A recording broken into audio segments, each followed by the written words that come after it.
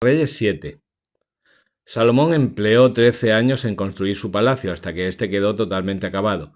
Construyó el edificio llamado Bosque del Líbano, de 100 codos de largo, 50 de ancho y 30 de alto, sobre 4 hileras de columnas de cedro y vigas de cedro sobre las columnas.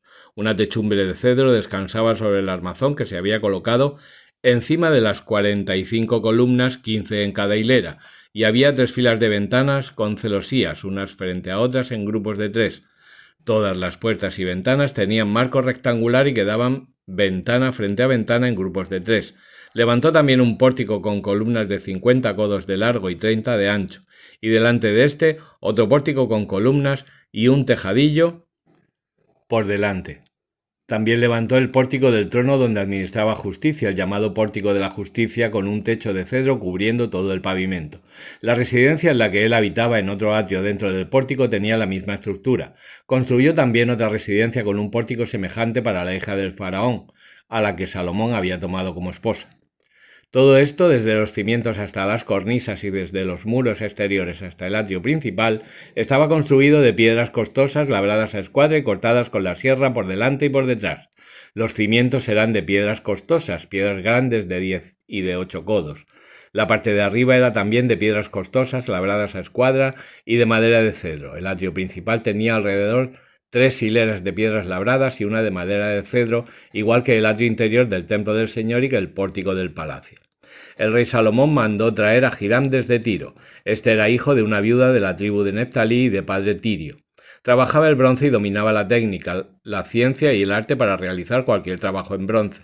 Se presentó al rey Salomón y realizó todos sus encargos. Hizo 2 columnas de bronce, cada una de 18 codos de altura y 12 de circunferencia. Su grosor era de 4 dedos y estaban huecas por dentro. Luego fabricó 2 capiteles de bronce fundido para ponerlos sobre las columnas. Un capitel tenía 5 codos de altura y 5 el otro. Tejió una especie de red con cadenillas para los capiteles que coronaban las columnas, 7 para un capitel y 7 para el otro. Labró 2 hileras de granadas alrededor de las redecillas para adornar los capiteles que coronaban las columnas. Así lo hizo en cada capitel. Los capiteles que coronaban las columnas del pórtico tenían forma de lirio y medían 4 codos. Los capiteles que coronaban las 2 columnas llevaban alrededor, en la parte superior que sobresalía de la redecilla, 200 granadas en hilera, así en uno y otro capitel. Levantó las columnas delante del pórtico del santuario, puso en pie la de la derecha y la llamó Yaquín, luego puso en pie la de la izquierda y la llamó Boaz. En lo alto de las columnas quedaba una especie de lirio. Así quedó acabada la obra de las columnas. Luego fabricó un depósito de metal fundido de 10 codos de diámetro perfectamente redondo y de 5 codos de alto. Su circunferencia era de 30 codos. Por debajo del borde lo rodeaban bajorrelieves de frutos, 2 hileras de bajorrelieves fundidos al mismo tiempo que el depósito. Descansaba sobre 12 toros. 3 miraban al norte, 3 al oeste, 3 al sur y 3 al este. El depósito se asentaba sobre ellos y estos tenían sus partes traseras hacia adentro.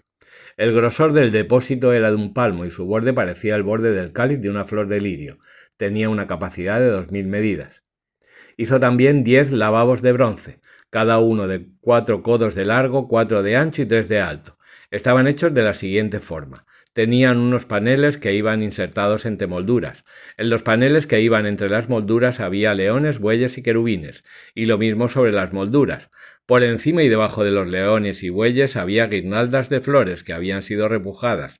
Cada lavabo tenía 4 ruedas de bronce con ejes también de bronce, y 4 pies con unos soportes fundidos debajo del aguamanil, cada uno en el lado opuesto a las guirnaldas. La embocadura del lavabo era redonda, de codo y medio, y sobre la embocadura había diversas entalladuras. Los paneles de la embocadura eran cuadrados y no redondos. Las 4 ruedas estaban debajo de los paneles y los ejes de las ruedas unidos al lavabo. Cada rueda tenía codo y medio de altura. Esas ruedas eran como suelen hacerse las ruedas de un carro, con sus ejes, llantas, radios y cubos, pero todo de fundición. Los 4 soportes en los 4 ángulos del lavabo habían sido fundidos al mismo tiempo que el lavabo y formaban un cuerpo con él.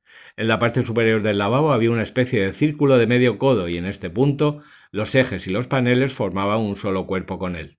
Sobre las planchas, los ejes y los paneles grabó querubines, leones y palmas, según el espacio de cada uno, y alrededor guirnaldas de flores. Así fabricó los 10 lavabos, con el mismo molde, la misma medida y la misma forma. Hizo también 10 aguamaniles de bronce. Cada uno tenía una capacidad de 40 medidas y medía 4 codos. Puso un aguamanil en cada uno de los 10 lavabos. Después colocó los lavabos, 5 a la derecha del templo y 5 a la izquierda. El depósito de bronce lo colocó al lado derecho del templo mirando al sur. Hiram fabricó también los calderos, los badiles y los aspersorios, y concluyó todo el trabajo para el rey Salomón en el templo del Señor. Las 2 columnas, las esferas de los capiteles que coronaban las 2 columnas, y las 2 redecillas para adornar las 2 esferas que coronaban las columnas, las 400 granadas para las 2 redecillas, las 2 series de granadas en cada redecilla para adornar las esferas de los capiteles que coronaban las columnas, los 10 lavabos y los 10 aguamaniles sobre los lavabos, el depósito y los 12 bueyes debajo de él, los calderos, los badiles y los aspersorios. Todos los utensilios que hizo Hiram para el rey Salomón en el templo del Señor eran de bronce bruñido. El rey los mandó fundir en moldes de arcilla en la cuenca del Jordán entre Sucot y Saretón. Salomón hizo fundir tal cantidad de utensilios que no podía calcularse el peso del bronce. Salomón hizo también todos los objetos que había en el templo del Señor: el altar de oro, la mesa de oro sobre la que se ponían los panes de la proposición, los candelabros de oro puro colocados delante del Santo de los Santos, 5 a la derecha y 5 a la izquierda, con flores, lámparas y tenacillas de oro, las copas, los cuchillos, los aspersorios, los incensarios y los ceniceros de oro puro, los godes de las puertas de la cámara interior del Santo de los Santos y de las puertas del edificio del templo, también de oro. Quedó completada la obra que realizó el rey Salomón para el templo del Señor. Después Salomón llevó los objetos consagrados por su padre David, la plata, el oro y los utensilios, y los depositó en el tesoro del templo del Señor.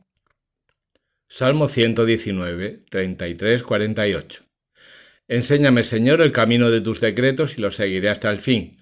Dame inteligencia para guardar tu ley y observarla de todo corazón. Encamíname por la senda de tus mandamientos, porque en ella me deleito. Inclina mi corazón a tus preceptos y no al provecho injusto. Aparta mis ojos de mirar la vanidad y hazme vivir en tu camino. Confirma a tu siervo tu palabra, que conduce a tu temor. Quita de mí el oprobio que me asusta, pues tus juicios son benignos. Mira cómo anhelo tus mandatos, haz que viva en tu justicia. Venga a mí tu misericordia, Señor, tu salvación según tu promesa, y daré respuesta al que me reprocha, porque confío en tu palabra. No quites de mi boca la palabra veraz, pues espero en tus juicios, y guardaré siempre tu ley eternamente.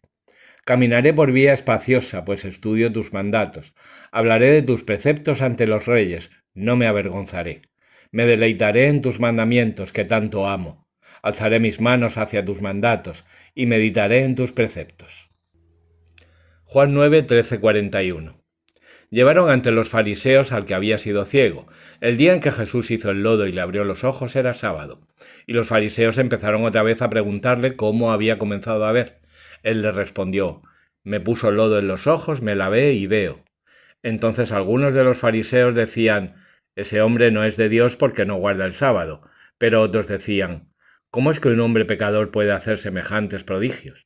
Y había división entre ellos. Le dijeron pues otra vez al ciego: ¿tú qué dices de él, puesto que te ha abierto los ojos? Que es un profeta, respondió. No creyeron los judíos que aquel hombre, habiendo sido ciego, hubiera llegado a ver, hasta que llamaron a los padres del que había recibido la vista y les preguntaron: ¿es este vuestro hijo que decís que nació ciego? Entonces, ¿cómo es que ahora ve? Respondieron sus padres: nosotros sabemos que este es nuestro hijo y que nació ciego. Lo que no sabemos es cómo es que ahora ve. Tampoco sabemos quién le abrió los ojos. Preguntádselo a él, ¿qué edad tiene? Él podrá decir de sí mismo. Sus padres dijeron esto porque tenían miedo de los judíos, pues ya habían acordado que si alguien confesaba que él era el Cristo, fuese expulsado de la sinagoga. Por eso sus padres dijeron: ¿edad tiene? Preguntárselo a él. Y llamaron por segunda vez al hombre que había sido ciego y le dijeron: da gloria a Dios, nosotros sabemos que ese hombre es un pecador. Él les contestó: yo no sé si es un pecador, solo sé una cosa, que yo era ciego y que ahora veo. Entonces le dijeron: ¿qué te hizo? ¿Cómo te abrió los ojos? Ya os lo dije y no lo escuchasteis, les respondió. ¿Por qué lo queréis oír de nuevo? ¿Es que también vosotros queréis haceros discípulos suyos? Ellos le insultaron y dijeron: discípulo suyo serás tú. Nosotros somos discípulos de Moisés. Sabemos que Dios habló a Moisés, pero ese no sabemos de dónde es. Aquel hombre les respondió: esto es precisamente lo asombroso, que vosotros no sepáis de dónde es y que me haya abierto los ojos. Sabemos que Dios no escucha a los pecadores. En cambio, si uno honra a Dios y hace su voluntad, a ese le escucha. Jamás se ha oído decir que alguien haya abierto los ojos a un ciego de nacimiento. Si éste no fuera de Dios, no hubiese podido hacer nada. Ellos le replicaron: has nacido en pecado y nos vas a enseñar tú a nosotros. Y le echaron fuera. Oyó Jesús que le habían echado fuera y cuando se encontró con él le dijo: ¿crees tú en el Hijo del Hombre? ¿Y quién es Señor para que crea en él? Respondió. Le dijo Jesús: si lo has visto, el que está hablando contigo, ese es. Y él exclamó: creo, Señor, y se postró ante él. Dijo Jesús: yo he venido a este mundo para un juicio, para que los que no ven vean, y los que ven se vuelvan ciegos. Algunos de los fariseos que estaban con él oyeron esto y le dijeron: ¿es que nosotros también somos ciegos? Les dijo Jesús: si fuerais ciegos no tendríais pecado, pero ahora decís: nosotros vemos, por eso vuestro pecado permanece.